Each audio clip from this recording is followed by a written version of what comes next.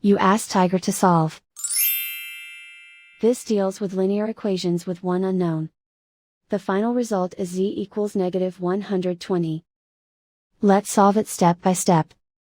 Move the negative sign from the denominator to the numerator. Swap sides.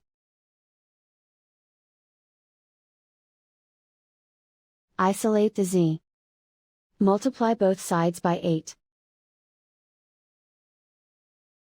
Group like terms. Multiply the coefficients. Simplify the arithmetic.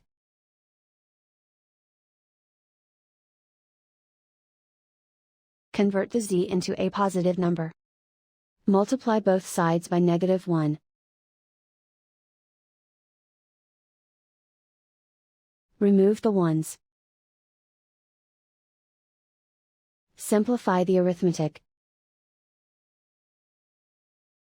And so the final result is z equals -120.